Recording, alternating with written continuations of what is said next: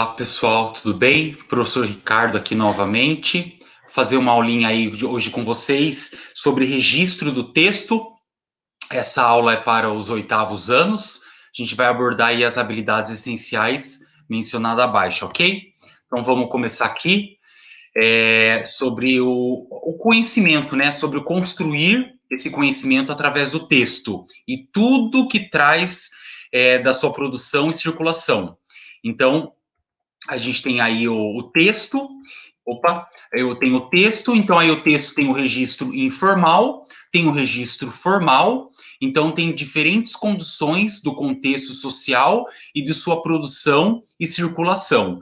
Então, quando a gente vai usar aí um texto informal, que é aquele coloquial que a gente usa no dia a dia, sem se preocupar muito com as regrinhas da língua portuguesa, e com o registro formal, que é a linguagem culta, aquela que a gente aprende na escola, e que a gente tem que usar em determinados textos que a gente sabe que é para algo mais profissional, escolar, diferente do registro informal. Então, a gente vai ver a diferença entre eles na nossa comunicação, dependendo do contexto em que a gente está inserido, a gente pode usar um ou a gente usa o outro.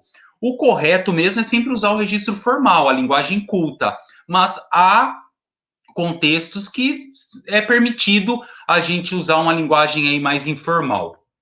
Então, o que é um texto? Quando falamos, também produzimos textos ou eles são apenas escritos? Para que servem os textos? O que é um registro formal e um registro informal? Em quais condições se produz um texto? Onde eles circulam? O que levar em conta na hora da produção? Então, é muito importante aí a gente tentar responder essas questões antes, né, que a gente saiba para quê, antes da gente começar a escrever um texto, a gente tem que saber para quem que a gente vai escrever esse texto. Então, não existe aí o acaso, vou escrever um texto por escrever. Não, a gente tem que ter em mente para quem a gente vai escrever. Se é um bilhete para uma mãe, para o pai, se vai escrever no seu diário, dependendo do gênero textual que você vai usar, o tipo de registro muda. Então, se você vai registrar apenas um acontecimento do seu dia, pode usar uma linguagem aí informal. Agora, se você vai fazer uma redação ou uma resenha, aí você usa uma linguagem mais formal. Então, para isso, a gente tem que ter em mente a maneira que a gente vai registrar o tipo de texto que a gente vai escrever e para quem que a gente vai escrever, ou seja, quem que vai ler esse texto. Então, você já se perguntou o que é de fato um texto. Geralmente entendemos o texto como um conjunto de frases, ou seja, algo que foi feito para ser lido, mas a definição de texto não é tão simples assim. Então, os textos não são apenas escritos, eles também podem ser orais. Eles não são simples, amontoados de palavras ou frases, ou seja, eles precisam fazer sentido. Nós precisamos compreendê-los para que eles sejam textos. Nesse sentido, uma única palavra é capaz de transmitir uma mensagem de sentido completo. Por isso, ela pode ser considerada um texto. Mas o que leva um texto a fazer sentido? Isso depende de alguns fatores, como o contexto e o conhecimento de mundo. Então, muitas vezes, vocês podem achar que uma ou duas palavrinhas não chega a ser um texto. A partir do momento que uma palavra já dê sentido àquele contexto, àquela conversa que está acontecendo, ele já se torna um texto automaticamente, porque um texto não são simplesmente frases ou orações. Às vezes você pode escrever frases e orações tão desconexas, sem compreensão do outro que está lendo, que você acha que você escreveu um texto ali e não escreveu. E o outro que usou de menos palavras, foi mais sucinto, é um texto muito mais com muito mais sentido, ou seja, torna-se de verdade um texto do que aquele outro que você acaba, digamos assim, enchendo de linguiça, enchendo de palavras só para dizer que o professor quer uma redação de 20 linhas, vou encher aqui de palavra, colocar um monte de coisa, deu 20 linhas, acabei.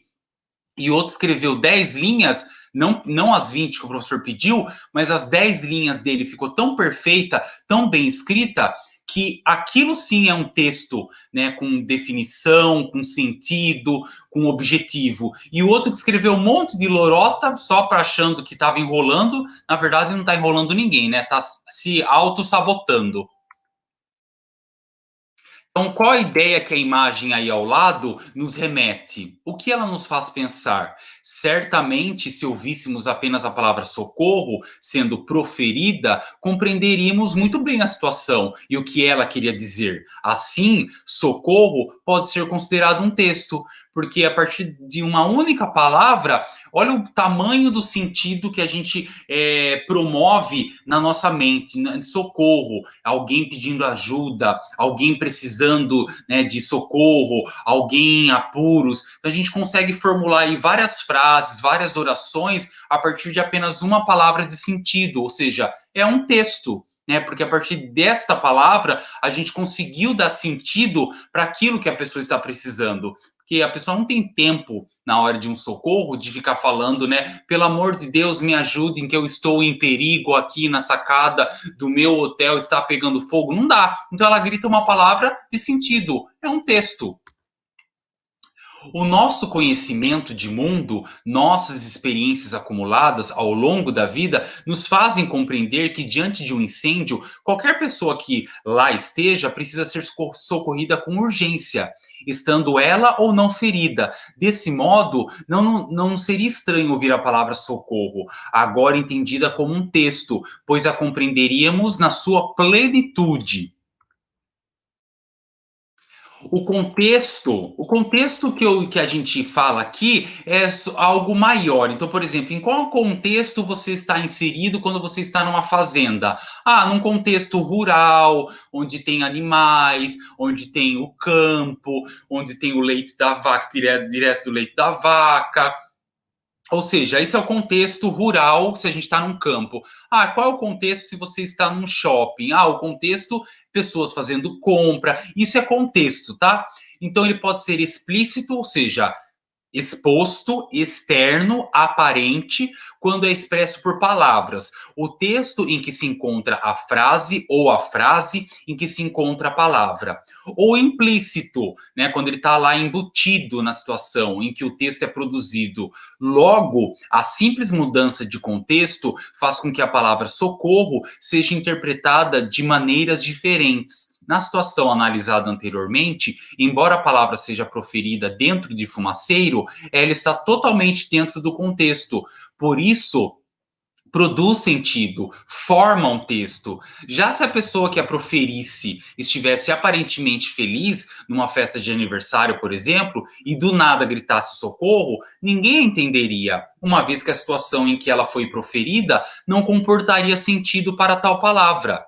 Né? Então, olha aí na imagem ao lado, não cabe um pedido de socorro. Pelo que vimos, trata-se de uma pessoa em plena felicidade e em emoção, em contato com a natureza. Ou seja, esse socorro, se ela soltasse nesse momento, não daria sentido, não seria um texto, porque não tem sentido. Seria como se ela soltasse uma palavra aleatória, porque deu na cabeça dela soltar socorro. Mas não dá sentido para quem ouve, porque socorro do quê? Se a mulher tá, o balão tá levando ela embora, ela tá subindo, ela pesa 10 quilos e o balão tá conseguindo, né, fazer ela flutuar e voar, né, meio difícil. Então, esse socorro não teria sentido, logo não seria um texto. Conhecimento de mundo. Então, ao longo de sua vida, o leitor adquire conhecimentos utilizados durante a leitura dos textos. O leitor constrói o sentido do texto quando articula diferentes níveis de conhecimento, entre eles o conhecimento de mundo. Esse tipo de conhecimento costuma ser adquirido informalmente, através de nossas experiências pessoais e convívio em sociedade.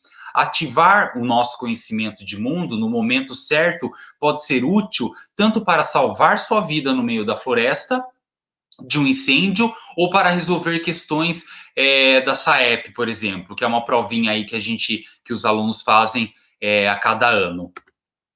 Então, a construção do nosso conhecimento de mundo começa logo na infância e segue, né? por toda a vida. Então aí a criança, ela vai aprendendo, ouvindo as palavrinhas, né? Fome, mãe, pai. A criança nunca aprende a falar já frases inteiras. Mamãe, eu quero comer. Mamãe, papá, né? E hoje esse papá não é nem de papai ainda, é mamãe e mãe, né? Ou mãe é de papá de comer. Então ela começa a aprender, ou seja, essas palavrinhas nada mais são do que textos, porque dão sentido à mãe quando ouve mamã, né? Papá. Então já sabe que quando ela fala do cachorrinho, quando ela aponta. Então, tudo isso para as crianças são textos, porque fazem sentido para elas e para quem ouve também. Então, a capacidade de adequar o discurso às situações concretas representa uma das características essenciais da competência comunicativa de qualquer falante, e daí resultam os conceitos de linguagem formal e linguagem informal. A linguagem formal, o registro normalmente utilizado é o registro cuidado, em que são exemplos de situações formais as que estão associadas à realização de conferências, de discursos políticos, seminários, etc. Trata-se de uma linguagem que pode caracterizar-se pelo rigor sintático, pela riqueza do vocabulário de tipo erudito e pelo uso de formas de tratamento adequadas ao contexto. Ou seja, tudo aquilo que o professor de língua portuguesa ensina para vocês, desde o primeiro aninho até o terceiro colegial, é a linguagem formal, que é como nós devemos usá-la. Agora, a linguagem informal é o contrário, é aquela que os falantes usam entre amigos, familiares, em que a preocupação com a correção linguística é menor e o vocabulário utilizado é simples, incluindo frequentemente palavras e expressões familiares, bem como o calão. Então, aí, um evento informal, né, com a família, com os amigos, e tem um evento formal, que é numa cerimônia, por exemplo, né, de formatura, de, né, colação de grau, ou apresentação aí de um diretor de empresa falando aos seus funcionários. Então, essa é a diferença entre os dois registros de textos que nós temos. Assim, usamos o registro formal dos textos, tanto falados como escritos, em situações formais, como num discurso de formatura, num congresso, numa reunião de negócios, numa palestra, numa redação escolar, no discurso religioso, na igreja, e também com pessoas com quem não temos intimidade. Porque, assim, se você não tem intimidade com quem você vai conversar, é bom que você fale certo, porque a gente é julgado, né? Não tem jeito pela maneira como a gente fala, né? Ou como nós falamos. Então, a gente tem que tomar um pouco de cuidado aí de como a gente vai se dirigir às pessoas com as palavras, com os textos, para que a gente não seja mal interpretado às vezes, ou a pessoa não tenha, de repente, um preconceito linguístico, né? Às vezes as pessoas são meio que excluídas, são meio que sofrem até um bullying, mesmo um bullying adulto, por conta da maneira que ela fala. E às vezes não é nem culpa dela, por falta de, né, cada um tem a sua vida, né, pessoal e não, de repente não pôde estudar muito, não teve muitas oportunidades, e aí ela fala porque ela estudou pouco, né? Então a gente tem que saber com quem a gente está falando, como a gente fala, e sempre respeitando também o falar do outro. Não é porque o outro fala errado que ele é menor ou sabe menos do que você. Não. O falar é apenas uma maneira da gente poder registrar aquilo que a gente está querendo informar. Mas, dependendo do contexto, a gente tem que também entender o falar do outro, né, o dialeto do outro, sem pré-julgamentos, né? O importante é a gente se comunicar, sim, mas o importante também é a gente sempre estar em busca desse aprimoramento, desse melhoramento, né, de comunicação, de falar, para que a gente não possa ficar falando o tempo todo também tão errado, né? A gente pode até falar errado, mas a gente pode aprender qual é o certo. E a gente aprendendo como é o certo, a gente cresce com isso, a gente evolui, a gente aprende muito mais, né? Agora, o que é o informal que eu estava falando, né, que é o registro quando estamos em casa, os nossos familiares, a gente usa também para escrever bilhetes, mensagens no celular, com mais intimidade, que eu também já falei um pouquinho sobre esse registro informal. E aí não tem problema, né? No WhatsApp, aí, quando você vai escrever um bilhete, não precisa de tanta formalidade, né? Até mesmo eu, que sou professor de língua portuguesa, eu não vou escrever um bilhete seguindo todas as regrinhas de língua portuguesa, colocando pontuação, vírgula, não tem necessidade, vai dar lá, vai lá colocar um recado, vai dar lá um recado para alguém, tá ótimo. É um informal esse vai dar lá. Ninguém vai dar lá, né? Vamos dar um recado a alguém, a gente escreve com mais informalidade, ok? Então, aí, pelo que a gente viu, né, podemos perceber, então, que dependendo do contexto em que estamos inseridos, com quem estamos, para quem falamos ou escrevemos, tudo isso vai ser importante para a escolha do registro do texto que iremos usar. Então, isso significa que não produzimos textos aleatoriamente. Sempre devemos levar em conta todos esses fatores para produzirmos textos adequados aos eventos comunicativos. Assim, seria inadequado ao contexto chegar, por exemplo, num consultório médico e olhar para a atendente e perguntar: pô, meu, esse doutor aí vai atender o povo ou não? É meio. Além de ser mal educado, é meio agressivo a maneira que a pessoa que está ouvindo vai receber, né? Quando você fala, pô, meu, esse doutor vai atender aí ou não? Você pode levantar, se dirigir até a recepção, até a recepcionista e falar: por favor, o doutor vai demorar ainda para atender, porque eu tô com meio que em cima do horário. Só vai chegar esses finalmente aí de, pô, meu, é quando realmente você já conversou a primeira vez, ainda tá demorando muito, aí as pessoas acabam ficando um pouco nervosas. Mas num primeiro momento, vamos tentar aí usar de calma, boa educação, uma boa comunicação, para evitar, né, esse tipo de constrangimento, de uma sensação lá de um ambiente de mal-estar. Então, a gente tem que procurar sempre pensar nisso antes da gente soltar as palavrinhas da boca. Então, na referida situação, seria adequado no contexto social aí, é o médico, se o médico vai atender, o que eu acabei de falar, né? Então, aí, dessa forma, o falante manteria o respeito com as pessoas, supostamente que ela não conhece, né? O atendente, o médico, ou até os outros pacientes que estão na sala.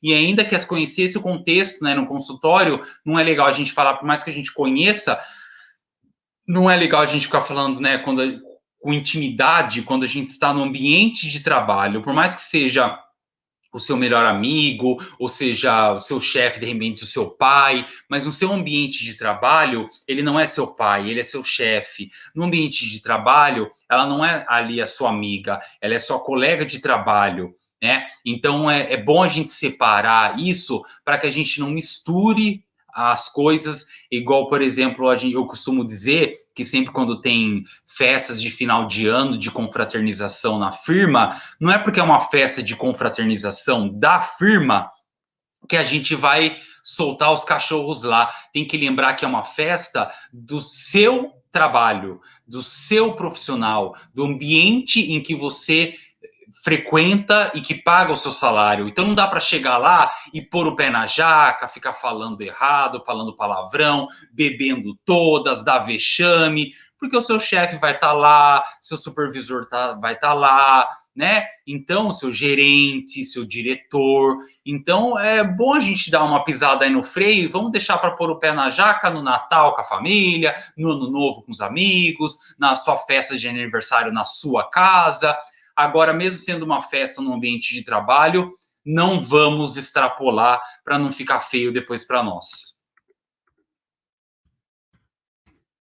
Então, aí, hora de pesquisar, já que a gente falou aí, né, em tratamento adequado e tudo mais, eu sugiro que vocês façam aí uma pesquisa no livro de português, na apostila, ou em alguma gramática da língua portuguesa, os pronomes de tratamento e seus respectivos usos. Com essa pesquisa, você vai conhecer os pronomes. Eu posso fazer até melhor para vocês. Eu já gravei uma aula sobre isso. Dê uma pesquisada aí na minha playlist, né, aqui do site de né, do município, que vocês vão ver lá que tem sobre análise morfológica, morfologia, classes gramaticais. Eu não lembro ao certo qual é o título, mas ou é morfologia ou classes gramaticais, tem tudo sobre pronome de tratamento. Quem não assistiu essa aula ainda, dá uma revisada lá, dá uma olhada lá, que vocês vão ficar expert nessa parte, ok? É isso que eu queria apresentar para vocês na aula de hoje. Espero que vocês tenham curtido e até a próxima aula. Um abraço.